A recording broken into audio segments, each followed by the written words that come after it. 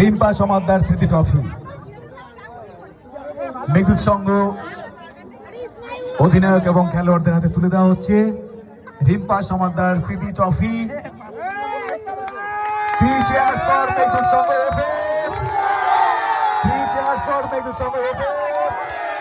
Three cheers for Meghdoot Sangha FM.